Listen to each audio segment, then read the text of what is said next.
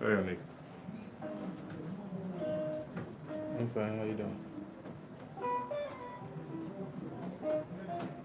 Yeah, I'm in here now.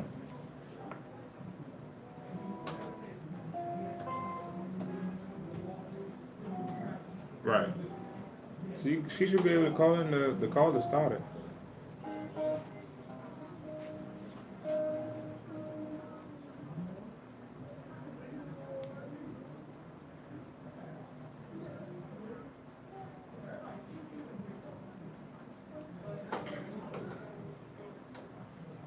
Yeah, tell her to hang up and call again.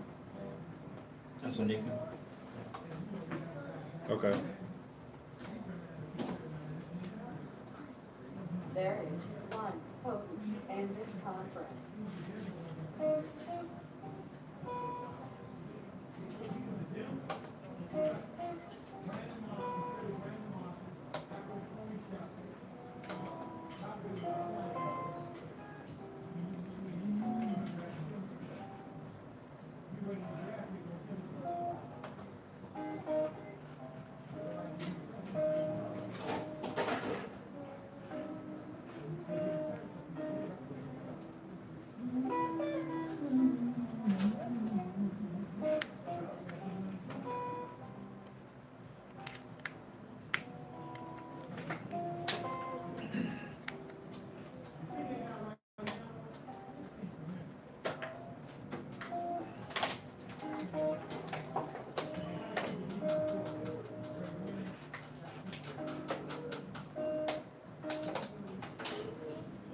So would you rather me send everything in one email or send them separate like this? One email. One email. Okay.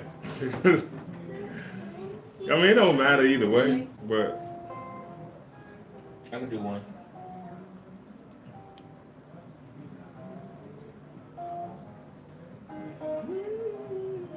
Yeah, but Friday, I was texting, emailing y'all, blah, blah, blah, blah, blah. And she called me like, I can't do it. I have I was like, oh, he on point today. He on point today, buddy. Trying to be. Couple things. Yes. Your logos, Mm-hmm. we already have it, so you don't Okay. gotta keep emailing it. Okay, just making sure. You Yeah, know how it works. we actually have you saved in here. Okay. So, and then you've already emailed it before. Yes. So even if we didn't have it, I got access to our old email. Yes, sir. Right. So, Onika's pictures, we have those. Okay. She likes Yeah. the one without the yellow. Okay. Mm-hmm. Like we got the other one as well. In the, Yeah. We actually have a photo. We have a couple photos with both of you guys. Mm-hmm. So, if you ever had to segue to anything, I'll probably show that. Sure. Yeah. Split screen. Yeah. Your announcements, as we just said, like you could just shoot me all of that on one email. Yes, sir. Yeah. So, and just detail it, and I'll show it throughout the show. There is one announcement. Now, you want me to show you and your cousin? Yeah. All right. So I'm gonna lead into that one. Announcement number one. So Onika is gonna start the announcements, and then I'm gonna end them. So I will kind of call you like announcement number one.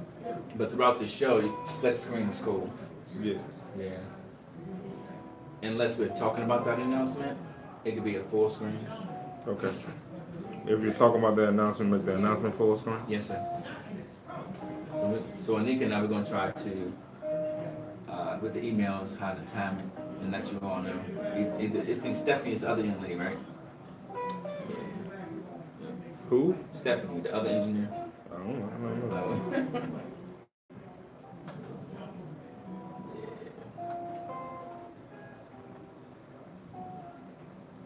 Now that's So I got that. That's your logo. Show. Got the photo. We stopped by Rocky. We stopped by Rocky. You know how to drive this? It's in DC. No, yeah.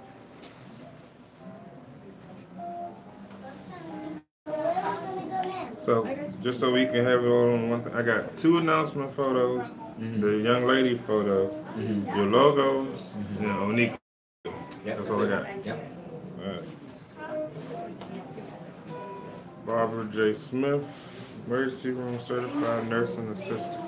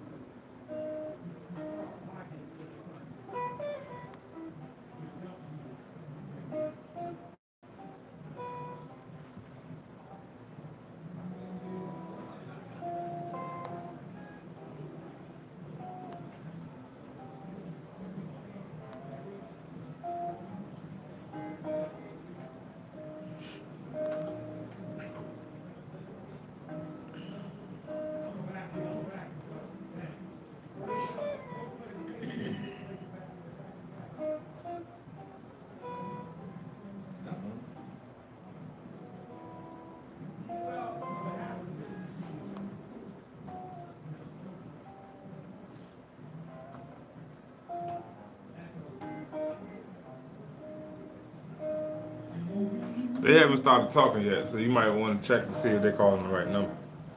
Oh, okay. Because with the music that you're hearing is it waiting for somebody To to call in? Yeah. Oh, wow. Oh, there you go. Onika, So Onika is on. what about Miss Smith?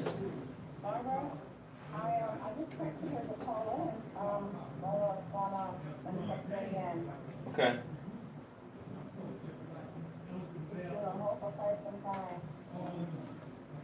She might have called the wrong number though.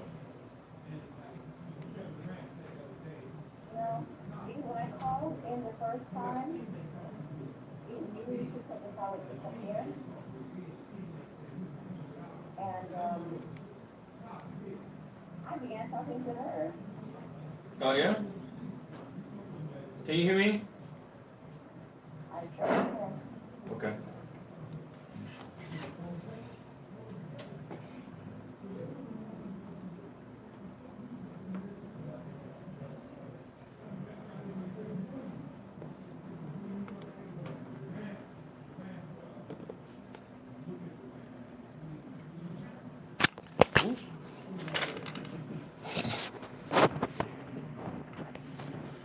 I think last week my auto rotate was off. Yeah, that's why I recorded it. And that was gonna be make sure.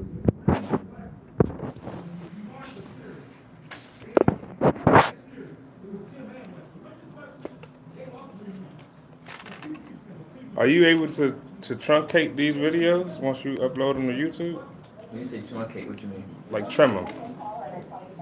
Yeah, Okay. Yeah. So you can miss all of this that we're... Okay. Hello, everyone. Right. I can go back. I have an app that allow me to edit.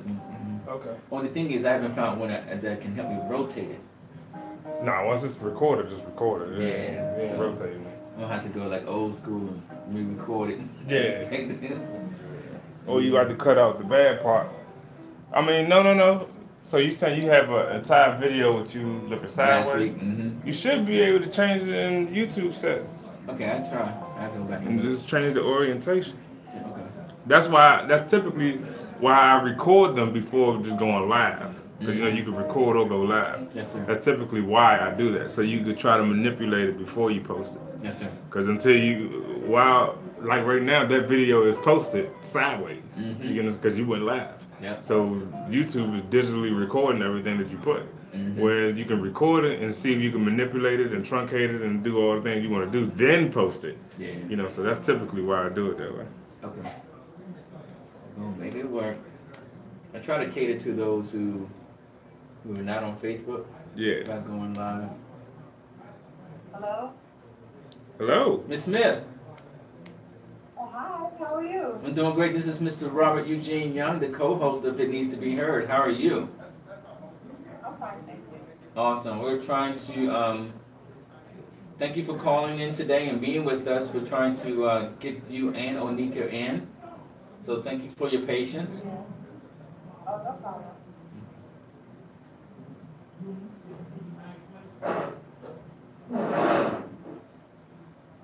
So what we need to do now? Wait for Onika. Yeah, we're waiting for Onika. I currently have you muted, so they can't hear you. But your show has started. Okay. But I have your logo up there right now. Okay. I have all the pictures primed, and you guys are ready to rock. I'm at Eli's, but I don't see it posted here. It should be on there. Oh, Eli, Yeah. Eli Music. Cause I have it going on my phone. Let me see. Go back. Let me redo it.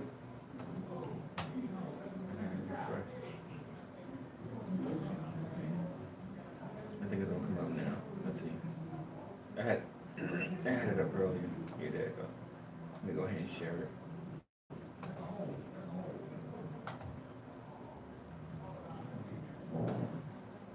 Yeah, it's up. It is.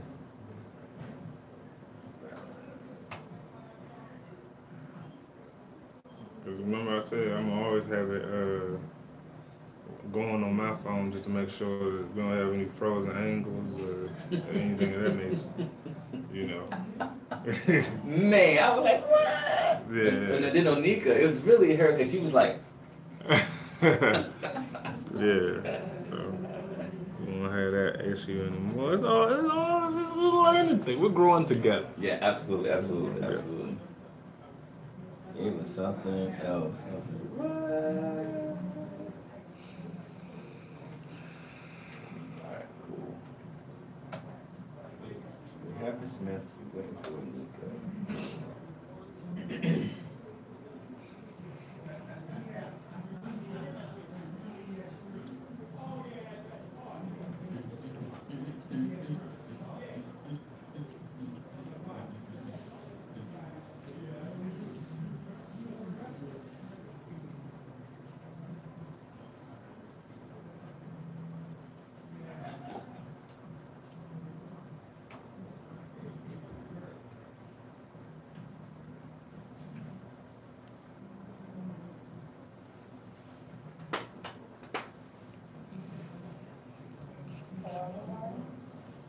I can't hear that.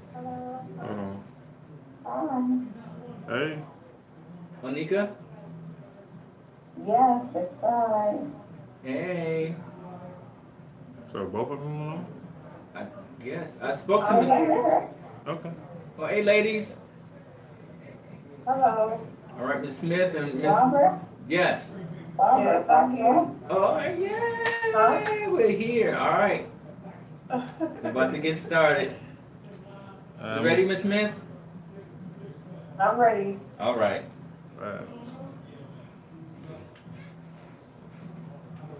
Hello, ladies and gentlemen. It is December the 9th, Sunday, 2018, and this is the show of Mr. Robert Eugene Young of It Needs to Be Heard with my co-host. Onika Terrell. Now that Now that you heard it. what will you do? Ladies and gentlemen, my co-host is out of town, but she's calling in, and we have a fabulous guest here today, and her name is Miss Barbara Smith. And the title of our show is Now That It Has Happened, Where Do We Go From Here? And as you know that even though It Needs to Be Heard is a community-based program that we designed to be a mouthpiece for individuals and initiatives, a platform from them, but there are also various topics that we cover, from finances to dating to parenting to the community. But one of our core topics is grief, and how to handle grief in any type of way that it comes to you. Many of us, at least for myself, when I first heard of grieving, I just only associated it with with death, the death of a lost one, but in just being educated by other professionals and coming to realize that to grieve is also like something that's very traumatic. It could be anything like a loss of a job, individuals who have had surgery where they have lost a limb. It could just be any form of disappointment and or trauma, and basically how to handle it. So today we will be focusing on that, and with the testimony and the story of our guest, Miss Smith, she's going to expound on how she has made it through her her grief and her situations as well in life. And we thank Onika for inviting her on this show, and we're really excited today. But before we get into the show, we would like to do some reflections. As many of you know, our guest last week was Miss Sharice Muhammad. She is the ANC 7D Commissioner Chair, and that means in Washington, D.C. Advisory Neighborhood Commissioner for Deanwood. And she was here with us, and she was sharing with us all the things that she had experienced, her matriculation to be where she is right now, and what her true purpose is. Her motto is, I'm unapologetically for the community and beholden to the community. So basically, no matter what comes her way, if it's for the community, she's for it. If it's not for the community, she's not for it. And one of the many things that on Washington, D.C., especially Ward 7, it's a lot of development that's going on. And one of the things she touched on is how the ANC commissioners or the ANCs have been managing the influx of developers and the jobs and the businesses that's been coming to the area in which I also reside in. And one of the things that she said that they utilize the Court of Appeals to overview the contracts and the agreements so that everyone is being treated fairly. One of the things that I've been in some of the meetings have witnessed has been that when these companies come into our community, we like for them to hire within the community, to hire within the district. And I think that's a fair compromise when you're bringing in these multi-million-dollar, probably in some cases billion-dollar companies that are here to make an investment in our neighborhoods. The other thing that we pulled out was that what the committee will be doing is having a communications portion of their department. And what they're doing, they're going to focus on staying connected with the community, and they will be staying connected with the youth, or increasing their social media presence with the social media, but also staying connected with the seniors and the underserved. Another thing about Ward 7 is that they have a high population of seniors, and that's another reason why the real estate is so hot, if you can read between the lines. But we're so excited to have Ms. Muhammad here. Onika, was there anything that you would like to reflect on the previous show? Yes, actually I do. Well, Mr. Muhammad was such a great wealth of information, and it just gave me so much pride to see this strong woman really speaking out for those who would not be heard from normally. It gave me insight to what exactly is her position, what does, and the challenges that she has to face. When it comes to just simply living in our neighborhood, we don't see the background of those who are fighting for us. We don't see how things get done and why the way things get done. And people like Ms. Muhammad are so integral in the part of our community. And we need to take a moment to get to know people like herself, and even trying to become someone like her, so that our community can be stronger and successful.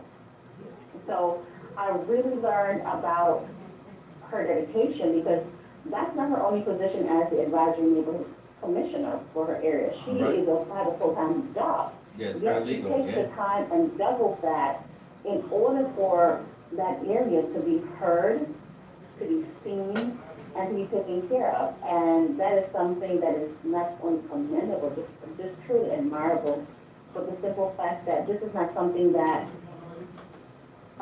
she has to do, but she felt she needed to do, and she came back after obtaining her education, and just giving back. That's just the one greatest way of looking after your neighbor and saying, who is my neighbor, who is my, you know, my brother's keeper. It just was such a wonderful privilege and honor to have her.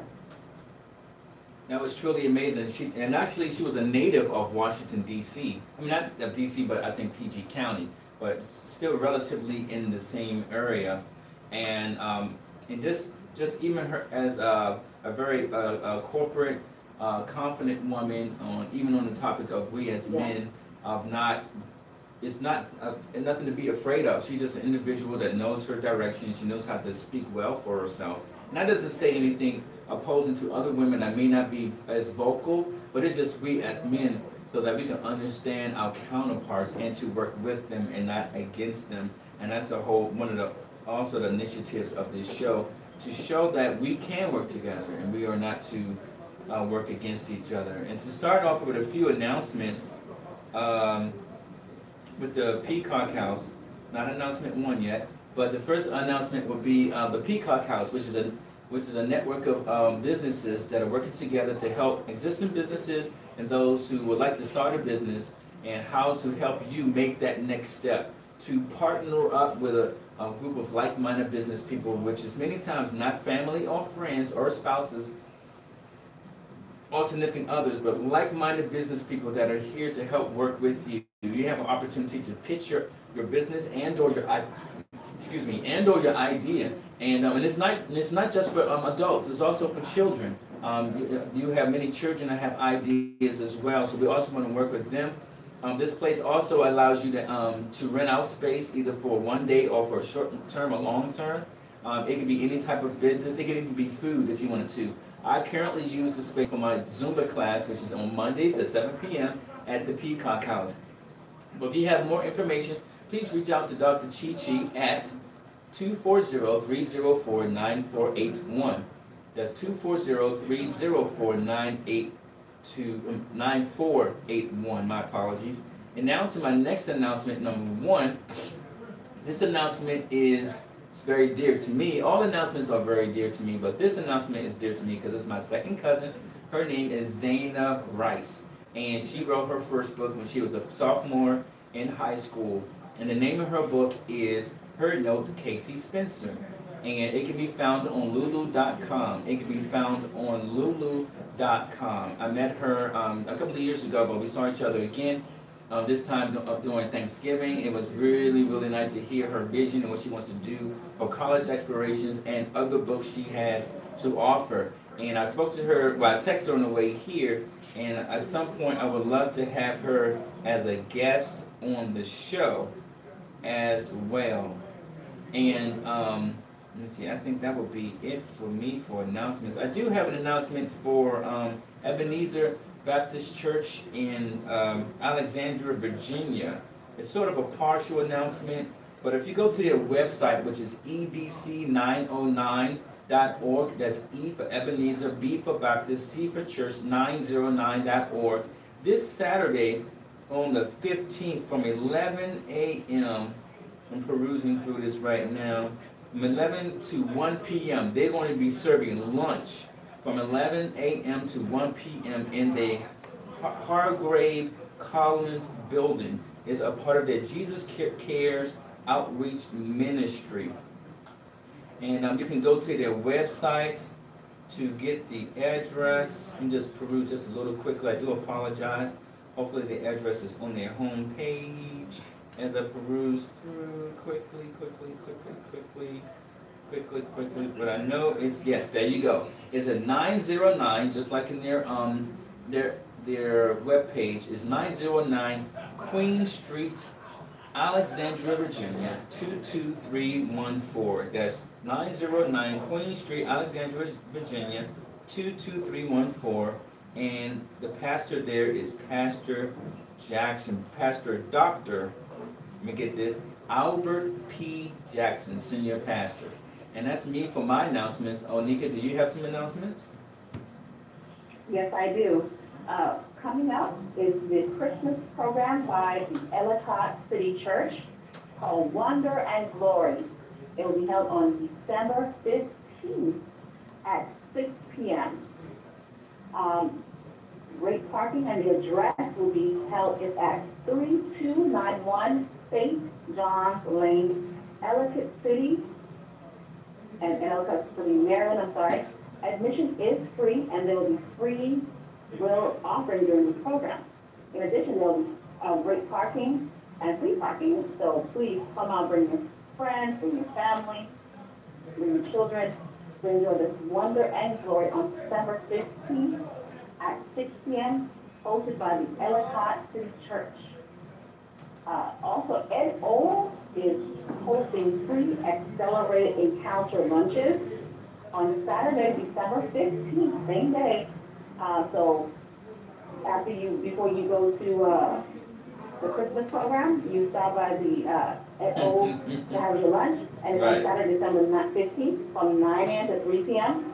And that address is 9811 Mallard Drive, Suite 115, Laurel, Maryland, and the zip code is 20708. So don't worry, you have lunch there. You can go and definitely be a part of that. And then go ahead to the Ellicott City Church and have wonder and glory. If you want to register for the accelerated lunch, you go to EDOLDS, that's E, as an egg, DDOLDS.com. And if you're also a upcoming writer, you can contact Ms. Jessica and Mitchell Ayimore and let her know that Robert and Jean Young, our wonderful co-host, is the wonderful speaker and co-host of our show. You can mention that you know him. And to reach her, you can contact the OurLegacyPress.com. That's Our Legacy with an IOURLEGACI Press.com. Or you can reach her at JAMAIWUYOR@gmail.com. Also, Pastor Wesley and First Lady Evangelist Shirley Person would like to announce that the Restoration Temple Church of God in Christ is an official Toys for Tots drop-off site. And from every Sunday from 10 a.m. to 2 p.m. and Wednesday evening from 7:30 p.m. to 8:30 p.m. For scheduled drop-offs, just contact Aspiring Missionary Mamie, that's Mamie, M-A-Y-N-E, Miss Mamie, Young at 301-254-1198. That's 301-254-1198. And you can also email Restoration Temple Cogic, that's C-O-G-I-C @Yahoo. The address is 14300 Gallant Fox Lane. This is the inner suite on the first level, which is number 105, and it's in Bowie, Maryland, zip code 20715.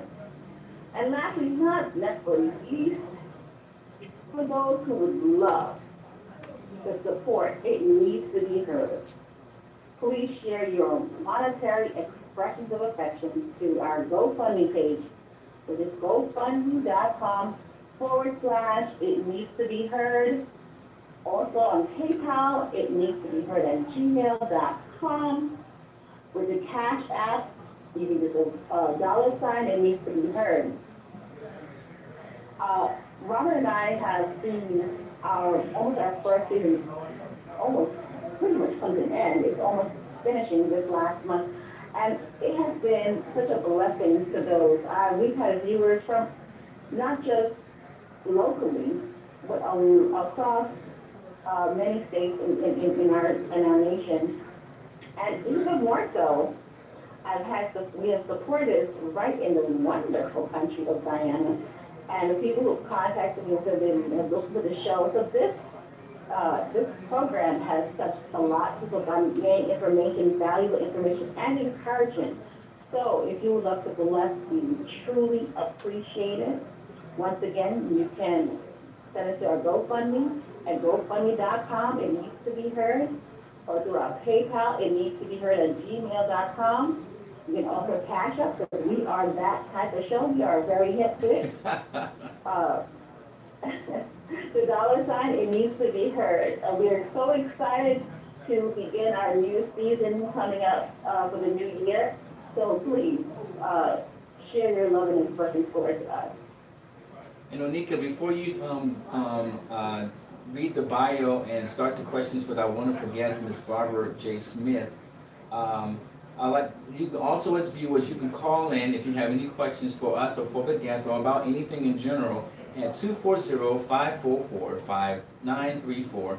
That's 240-455-5934. Or you can send an email to it needs to be heard.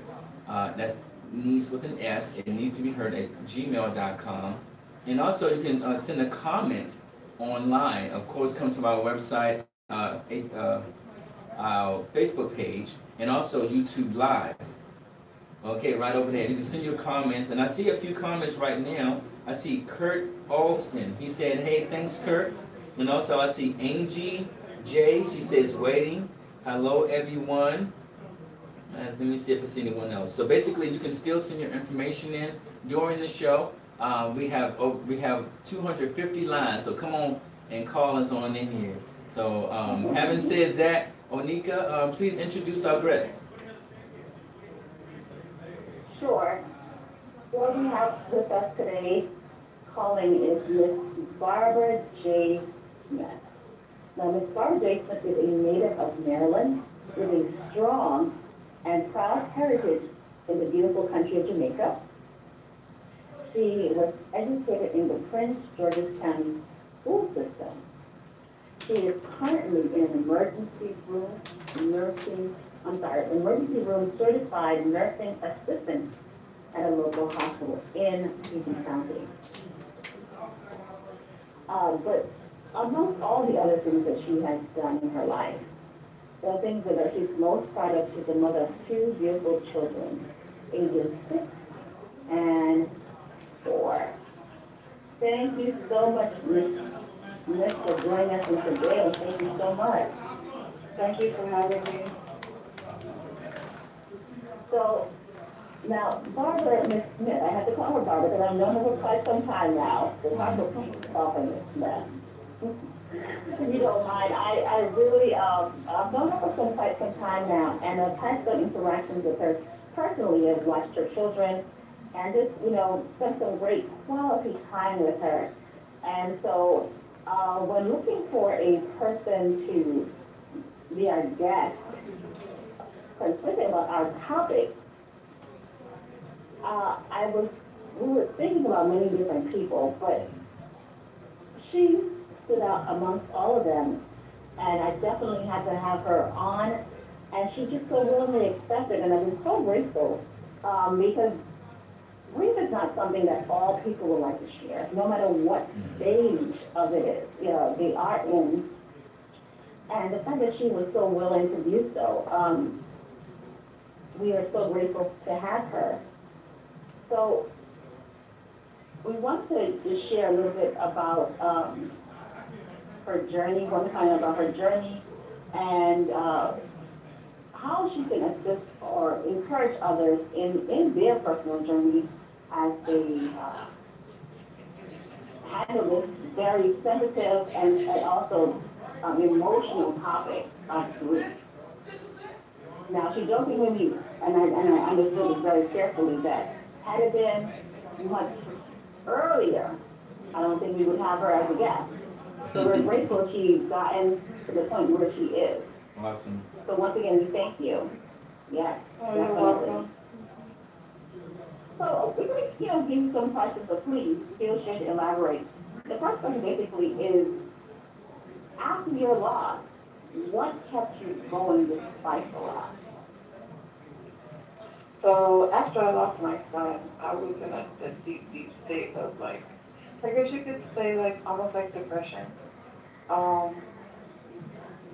It didn't last for a long time, but just a little while after I had him, I couldn't think, I didn't know what to do, I just thought my life was like over. And at the time, my daughter, who is 6 now, she was 18 months then. And I remember one day looking up and seeing her, and I was just like, you have to shake it off. You have to get yourself together. You have a child that you need to take care of. You lost this baby. Yes, you're sad, but life goes on. Lanaya, who's my daughter, she doesn't know anything. She doesn't know what's going on. She doesn't know she had a brother that died. She was looking at me like, oh, you know, mommy, I need to do this, I need to do that. You need to feed me. You need to bathe me. You can't sit there in a stupor and just let, you know, life just take control of you and, you know, get you down into a point where there's no return. Life still goes on. There's grief, but life still goes on. So that's what got me through it. It was her. Just looking at her and saying to myself, you're still a mother. You're still a mother to another child. You need to take care of this baby.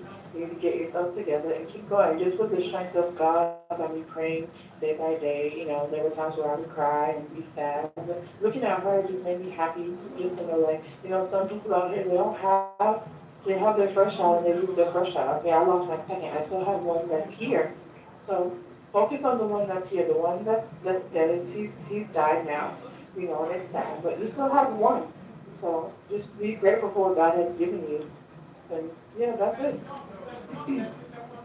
So, Ms. Smith, just quickly, if you don't mind, it's up to you. How old was your son when he passed away? So I was 5 months pregnant, and I had a miscarriage at 5 months. Okay. And when he was born, he wasn't stillborn. He was born alive. Okay. Just like a regular baby would be born, and baby, he cried. He came out. He was really tiny. He came out. And he cried and everything, and I held him. Until he passed away. Wow. And I'm so thank you for being strong and just with internally, you know, with this, because you know grief comes in different ways, and having worked with at the Capitol Hill Pregnancy Centers some years ago, that was primarily with individuals who were pregnant and was trying to decide to have children. But we also dealt with, but we also had services for individuals who lost their babies. But your situation is very unique. It was, like you said, he wasn't stillborn. I mean, he was actually born. Oh, no, he wasn't stillborn. I remember the doctor telling me. Yeah. So that's very unique. You know, when he comes out, he might be dead, he might be alive. We don't know, but they don't know. You know, when they're doing the sonogram, they see the heartbeat and everything. So as of the moment when it was happening, you know, they were like, okay, well, he's still alive in utero, but she was saying, like, he might come out, he might cry, he might not. So they didn't know what to expect. But when he came out, he cried. He cried just like a regular baby would cry. Yeah, so I mean, it's just amazing, you know, just the experience, you know. And many times, I know with me and my loss and our losses in our life, we try to say it would have been better if it happened that way, or would have been better if it happened that way. But the fact is, it happens. And just to hear how it happened is very unique, and just shows your resolve in being able to make it through. So I do honor you for being able to pull together, because childbirth, I'm not a woman, but childbirth alone is a major act within itself, because I was told that a woman can actually lose her life during that process. So so for that to happen that way, we do commend you today, and we want to be a platform and a support to you here on It Needs to Be Heard. We thank you for joining us today. Monica? Yes. Thank you, Robert. So, Barbara, in that moment, did you think about doing anything differently? I'm sorry, repeat the question. No problem. In that moment when he came out and you held him, did you think about doing anything differently than what you did? As far as me holding him, or like during the whole process of just being pregnant? Well, not necessarily.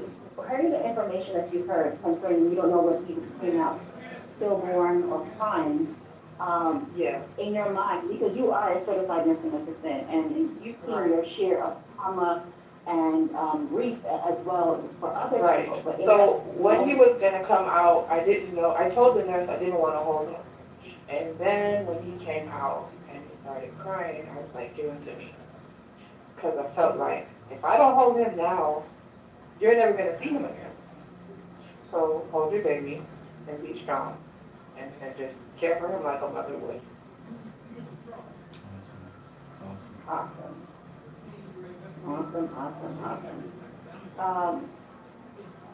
Spiritually, do you think, how do you feel like, what was God doing to you? What do you think that God was doing to you at that moment? Do you think that I didn't think God was doing anything to me as far as like punishing me. I wasn't thinking like that.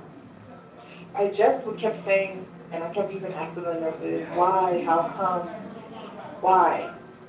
You know? Just because I couldn't understand why it happened. I just couldn't understand. I was like, well, did I do something wrong? You know, just asking God a lot of questions, asking the nurses a lot of questions. It's just, why, how come? And then I just came to a realization, at least my sister had to bring it to my attention, like, why not you? Sometimes you can't say, why was it me? Sometimes you have to say, why not? Because you can be an example for somebody else. You can help somebody else. And a lot of times it's easier to help people when you've gone through something similar to what the other person is going through. So I have to come to a realization and say, why not you? You know? Can be a learning experience for you within your life. Awesome. Looking back then and things now, how do you feel it prepared you mentally? It just taught me that life can be taken away very quickly. And you shouldn't take life for granted. You go day by day, you wake up, you go to work, you do your daily routine. But you never know, you might not come back home. And of course you hear on the news, you might know a friend or somebody that died or a family member. But when you actually experience it like firsthand, like it wasn't me, but it was my son, you realize like don't take life for granted. Cherish each moment that you have. And especially with the people that you have it with. Whether it's your family, whether it's your friends, cherish each moment that you have. And live it to the fullest, you know? Yes. Don't take it for granted. Definitely. Did you consider any type of grief counseling? I did consider it, but I never went through with it. Just me praying and me taking care of my daughter, it really, really, really helped me. Me taking care of her really, really helped me because it helped me to occupy my time. I wasn't idle. I wasn't sitting around not doing anything. I had something to do. I had a baby that I had to take care of. You know? So it's when you're sitting around and when you're not doing anything, and especially at night when everybody is sleeping and there's nobody to talk to, those are like the worst moments. And those are the moments that you really have to keep yourself in prayer and read your Bible. And I told myself, I wasn't mad with God. I was like, there's a reason for everything. There always is a reason for everything, even if you don't know what the reason was. And sometimes it's not there for you to know. But there's a reason for everything. And I wasn't mad with God. I just told myself, God will never do this to me again. I knew that God would never do that to me again because he knew that I couldn't bear that burden again because it was a lot on me. It was a lot. So I knew that God wouldn't make me bear that burden again. Right. Thank you for that. What would you say to someone or how you would encourage anyone in your particular, with your particular loss? You have to talk to people.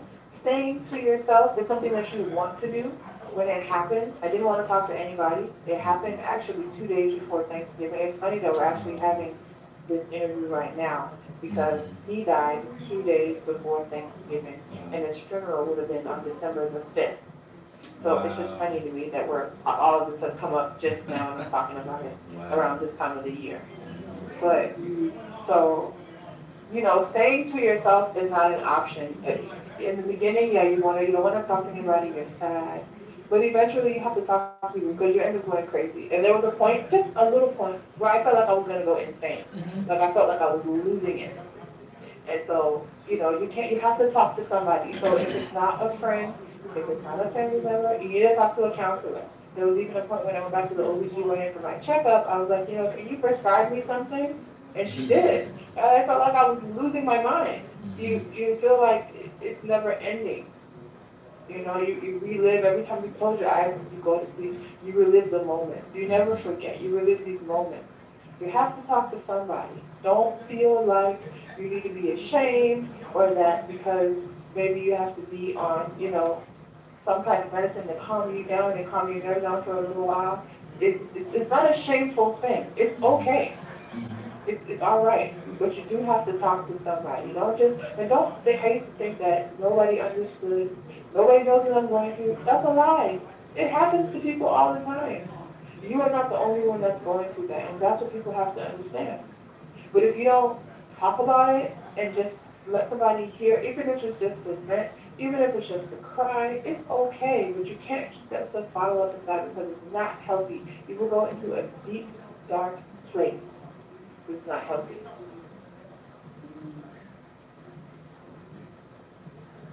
Yes, Thank you so much for sharing that. That really that struck a chord with me. I've never experienced childbirth, being a mom, but I do understand, you know, not drawing yourself away and keeping yourself away and going yourself. It's hard to describe because you want to, like you mentioned, you want to stay away. You want to not. You don't want to talk to anybody. You don't want to be around people. You just want to be in your room by yourself, in the dark, crying all day long. That's okay for a little while, but that's not going to help forever. You need to bring yourself out of that stupor. It's not healthy. That is correct. That is correct. A lot of people have lost themselves because of that. And I do experience the giving me something to take. And I didn't take it. I was encouraged to get chamomile tea to sleep better, more holistic approach. And I don't knock those who try alternative medicine or non-alternative medicine, but whatever it is, whether it's medicine, whether it's tea, something. Yes. Yes. Because it can make you feel that you are crazy, or it makes you feel like you're insane. You're losing your feet. Yes, you're just not stable to handle certain. It's a very hard feeling to express when you know exactly that something's not right. But we appreciate that for you sharing that very, very personal story with our listeners and our viewers. Robert, you have a couple of things you want to add? Yeah, I would like to, Ms. Smith, once again, thank you for joining us today, especially on short notice.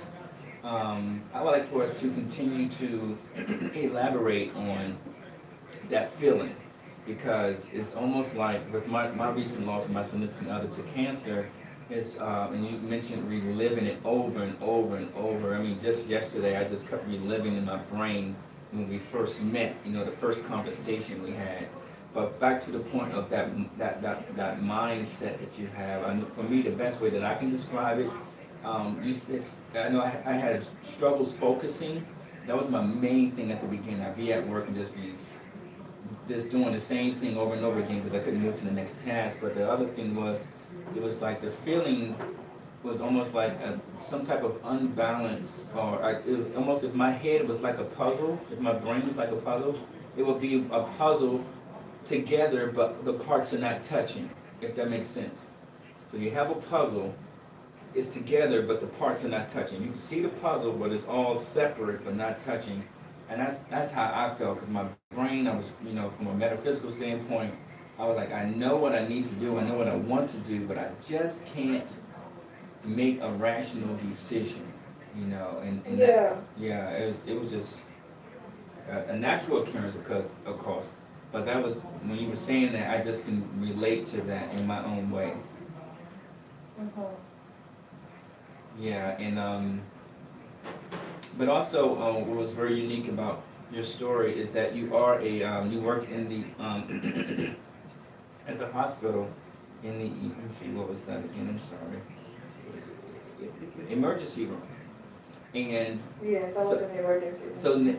So what's interesting is that's your profession. Now you're the one that's in that back room. You're the one that the medical professionals are talking to. How surreal was that for you? Like being there and seeing other people go through it? Is that what you mean? Now, having seen others go through the medical attention, now that you going through that medical attention, was there ever a moment where you just stopped and said, wow, I'm that person that the medical professionals are coming to aid? Yes, it was. It was kind of like an out-of-body experience. Because it's funny, it started at work at night, and it started at work. I was having contractions, and I didn't really pay any attention to it. It started at work, and then I left work and went to another hospital. The hospital I was supposed to give birth at, just to find out what was going on. So it was like she was on the other foot, now I'm the patient. Right. And so it was just kind of like an outer body experience. Wow. Yeah. I mean, that's amazing. And our mental state is so important. And I'm so glad. Yes, it is. You have to take care of your mind. Yes. Losing it, you can really lose your mind. Like, it's not like a myth. It can go. It can. It really can. And I can just say from my own personal experience, I didn't realize it until later what was going on. Some years ago, I had some life challenges, but what Holy Spirit brought to my remembrance, he was saying, all those hours reading the Bible, all those hours of praying, all those church services you were attending was actually fortifying my mind. It was fortifying my mind because if you're a believer or not, you're going to have devastating things happen to you. But miraculously, through reading God's Word, was me actually being with God, because the Word is God. And he was sharing with me, by me spending that time, actually was preparing my mind, making it stronger to be able to make it through these challenges. So we really have to stay connected.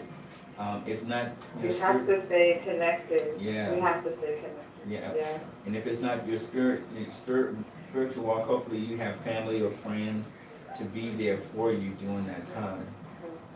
And so I thank your daughter for being there for you. She didn't realize it. She didn't even know what she was doing, but she was just, God blessed me with her, and she was just my blessing. Yes. To keep her mommy sane. Major.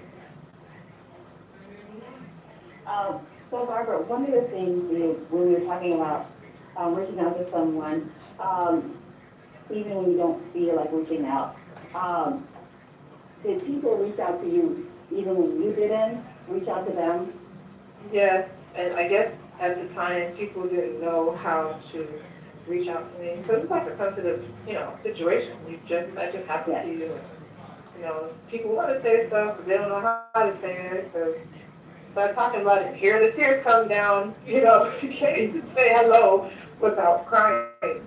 So people reached out to me slowly, and I have to admit, in the beginning, I did shut people away. I didn't want to answer my phone or talk to anybody. And there's even my sister. She was like, "Come on, get up. We can't be in here like this. Let's go. Go take a bath. Go get up and go eat something like this." And sometimes you do need that tough love from somebody who really cares about you to say, "Get yourself together. The world is not ending. It's gonna be okay." But yeah, people reached out to me.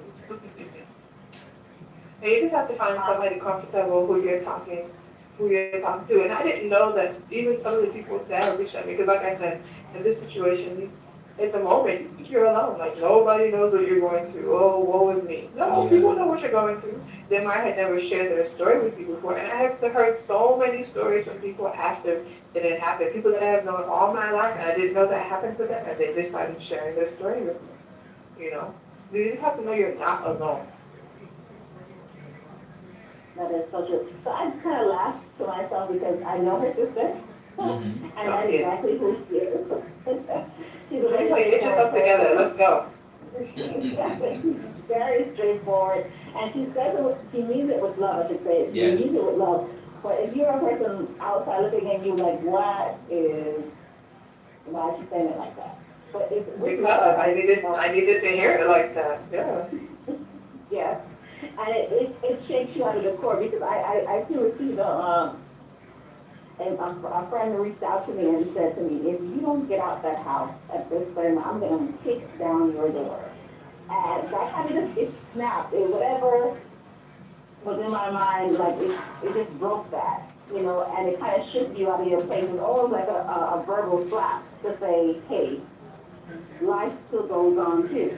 And those people who reach out, those are those gifts, those angels from God that, I guess in my personal way of saying it's God saying to us, come on, I still have work for you to do, I have some things for you to do, we're still in this, I still love you, I still protected you, I think I allow certain things to happen, but this is where you are now, it's me and you. And so let's get things together, let's move forward, and I'm going to do some things with you. And you may not have liked what I did during this process, but it doesn't mean I don't have something coming up. And shift me with us when your other coming up. So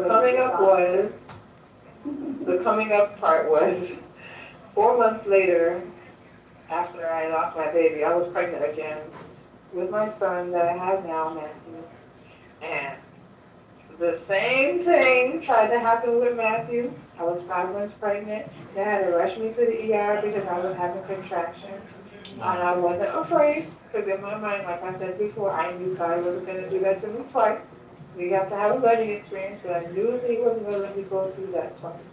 And so they were able to catch it in time, and they did a surgical procedure on me to prevent the baby from coming out early. I was on bed rest, I couldn't work, I was at home, I had 9, I was like almost 2 at the time. It was a hard road being pregnant like that and then having a toddler to take care of and your husband being at work all day and you get home. But I didn't lose the baby, I have Matthew, and Matthew was like my miracle baby. Matthew was born, Lyndon, which is the baby that died. His funeral was on December the 6th. Matthew's due date was December the 6th, and he came on December the 6th. Oh, wow. Wow. So it was like one big circle. Matthew's like my miracle child, like the son that I was supposed to have. So like, you don't know the reasons why God lets you go through things, but I mean, who knows if I were to have that baby, and maybe that baby would have been sick, or maybe he would have had a lot of developmental delays or a lot of disabilities. You don't know the reasons why. Matthew was perfectly healthy. And having a child that's sick like that's a big challenge for a parent, So probably God saw something that I didn't see. And, He let that one go. And He said, don't worry yourself, I'm going to give you what you're supposed to have. Ta-da, there it is. Definitely. We also, because dealing with people and, having to share your journey with others, and you get some really encouraging ones, and you get some really not so encouraging ones. But I had 1 or 2 not encouraging ones, but you have to take it with a grain of salt. You can't let everybody get you down. So. That is true. That is very true. For me, this show was my next.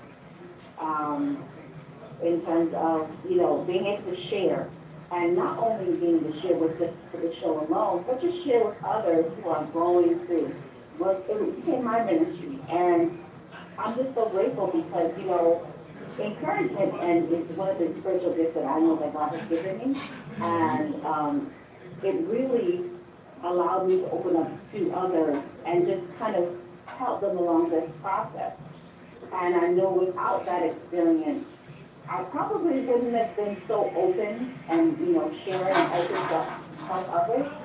So what my next will be, God only knows that. However, I'm grateful for where I am at this point So in every little thing, we give thanks for everything we give thanks, and it's like always a unique thing to see, to kind of look back, take a step back and look back and see where you came from, and how that despite what you felt, you did not succumb to it, but you're able to share, encourage, and reach out.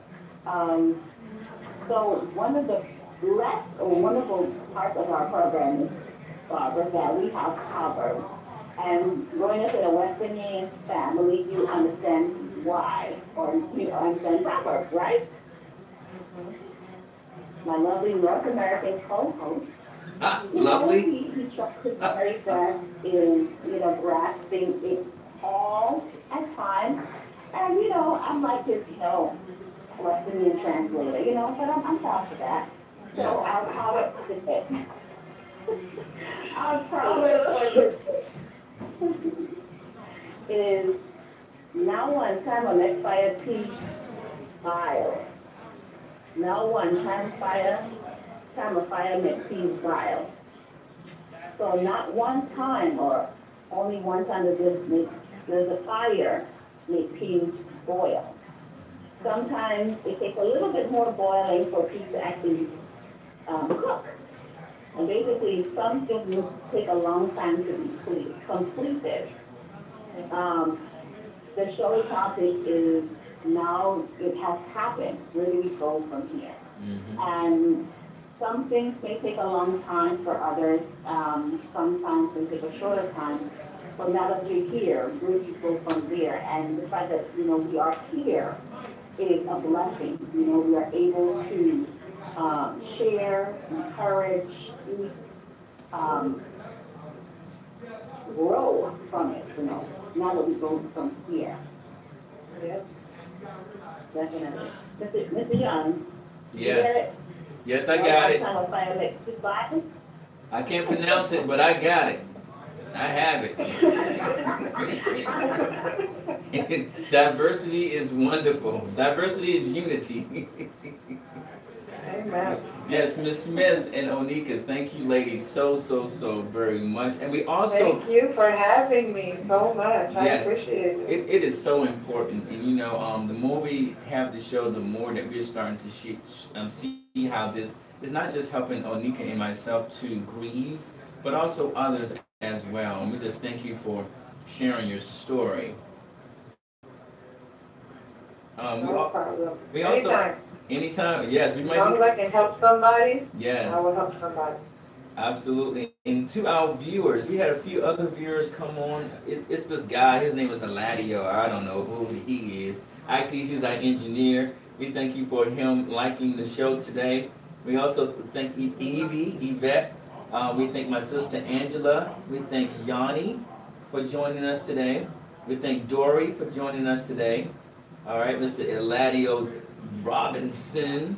All right. And also we had a few people, also some people liking the show. Once again, Angela Gordon and Eladio Robinson loved the show. And we also had a couple of likes as well. And that's from Yvette Gilmore, from Assad Sadiq, from Dory. I don't want to mess up the last name. We also had Ishelle Johnson.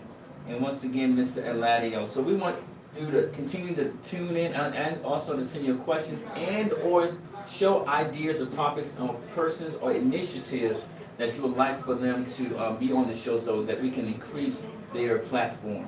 So we thank you. And we will continue to touch on grief because I truly believe I was at an event yesterday with the Peacock House, and the Creator is bringing up people to touch on grief on different areas, because grief can actually be the reason that you're stuck right now in your life. You may not even know the reason that you're not able to do a certain thing while you're having these medical issues. It could be the way that you are grieving your situation. So it's just so important to start at an early age with your children to develop a very open relationship where you can talk about any and everything.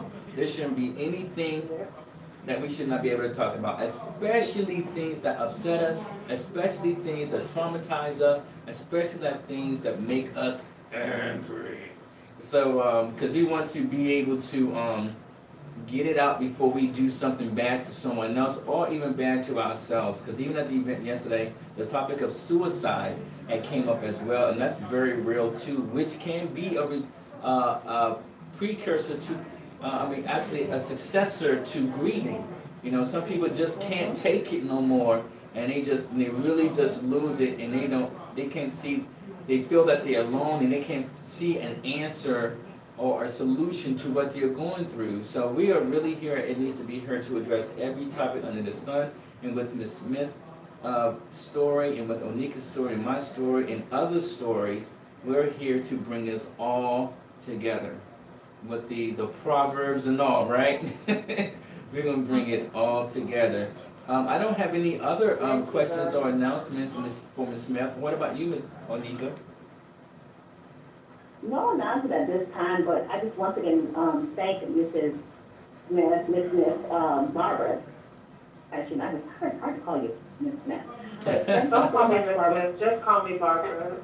Barbara, thank you so much, Barbara, for calling in, being our guest. We appreciate you. We ask that we pray that God blesses your family and, continue to strengthen you to do what you do. We know that what you do is very important as a emergency room nurse, nursing assistant, and that's very critical to a lot of lives. And so we just want to thank you so much, and may God bless you as you continue on your journey in life and the stuff and best things too. Thank you guys so much for having me once again. I'm flattered. And I was glad that I was able to share my story and people were listening, and hope it will help somebody else. It will. It will. Amen. So you have watched It Needs to Be Heard. My name is Onika Terrell. And my name is Mr. Robert Eugene Young. Now that you heard it. What will you do? Thank you. Good night. Have a good evening, everyone. Thank you. Thank you, Ms. Smith. Okay, no problem. Anytime. All right. Thank you so much. Okay. Take care. All right.